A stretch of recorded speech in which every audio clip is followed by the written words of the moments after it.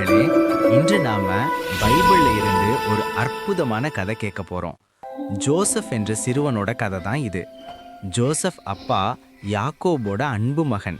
யாக்கோபு ஜோசப்புக்கு ஒரு அழகிய வண்ணக்கோட்டு தந்தார். சிவப்பு, பச்சை, மஞ்சள் எல்லா நிறமும் இருந்தது. ஜோசப் அதை போட்டுக்கிட்டு ரொம்ப சந்தோஷமா இருந்தான். ஆனா அவன் அண்ணன்மாருக்கு இது பிடிக்கல. அவங்க பொறாமப்பட்டாங்க.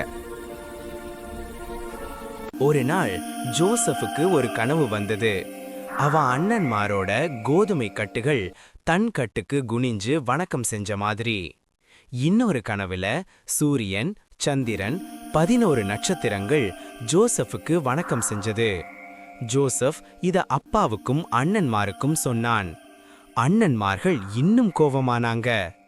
நீதான் எங்கள மேல ஆளப்போறியான்னு நினைச்சாங்க. ஒரு நாள் அண்ணன்மார்கள் ஆடு மேய்க்க போனாங்க. ஜோசப் அவங்கள பார்க்க போனான். அவங்க தூரத்துல இருந்து ஜோசப்பை பார்த்ததும், வாங்க இவனை கொன்னிடலாம்னு பேசினாங்க. ஆனா ரூபன் சொன்னா, கொல்லாதீங்க, ஒரு பள்ளத்துல போட்டுடலாம். அவங்க ஜோசப்போட வண்ணக்கோட்டை உருவி அவனை ஆழமான பள்ளத்துல தூக்கி போட்டாங்க. ஜோசப் அழுது கதறினான்.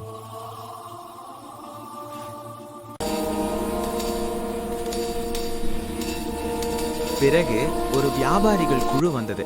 அவங்க எகிப்துக்கு போறவங்க. யூதா சொன்னா, இவனை கொல்லாம வித்துடலாம்.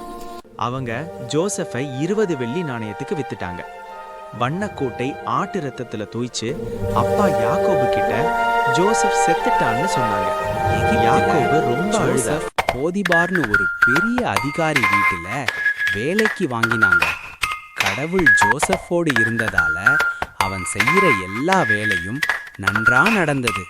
போதிபார் ஜோசப்பை தன் வீட்டு மேலாளரா ஆக்கினார். ஆனா போதிபாரோட மனைவி ஜோசப்பை தவறா நினைச்சா. ஜோசப் கடவுளுக்கு பாவம்னு ஓடிட்டான். அவள் ஜோசப்போட மேல் பொய் சொல்லி சிறையில் அடைச்சாங்க. ஜோசப் சிறையிலும் கடவுள் மேல நம்பிக்கையா இருந்தான். சிறையில இருந்த 2 பேர், ராஜாவோட திராட்சை ரசம் ஊத்துறவன், சுட்ட பணம் செய்யறவன் கனவு கண்டாங்க. ஜோசப் அவங்க கனவை விளக்கினான். ரசம் ஊத்துறவன் ராஜாவிடம் திரும்ப போவான், அப்பம் செய்யறவன் தூக்கிலிடப்படுவான்னு சொன்னான். அப்படியே ஆச்சு. ஜோசப் என்னை நினைவில் வைன்னு சொன்னான். 2 வருஷம் கழிச்சு ஃபாரோக்கு கனவு வந்தது. 7 கொழுத்த பசுக்கள், 7 ஒல்லி பசுக்கள், 7 நல்ல கோதுமை, 7 வாரிய கோதுமை. யாருக்கும் புரியல. ரசம் ஊத்துறவன் ஜோசப்பை நினைவு வந்தது. ஜோசப்பை கொண்டு வந்தாங்க. ஜோசப் ஃபாரோ கிட்ட சொன்னா, 7 வருஷம் நல்ல விளைச்சல், பிறகு 7 வருஷம் பஞ்சம். உடனே தானியங்களை சேகரியுங்கள். ஃபாரோக்கு பிடிச்சு போச்சு.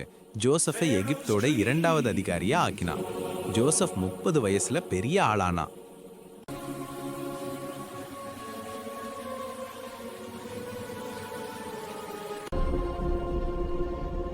பஞ்சம் வந்ததும் அண்ணன்மார்கள் உணவுக்கு எகிப்துக்கு வந்தாங்க. ஜோசப்பை அடையாளம் தெரியாம அவனுக்கு முன்னாடி குனிஞ்சாங்க. ஜோசப் அவங்கள சோதிச்சான். இறுதியா நான் தான் ஜோசப்னு சொல்லி அழுதான். நீங்க என்ன வித்தது கடவுளோட திட்டம், என்னால உலகம் பிழைக்குதுன்னு மன்னிச்சிட்டான்.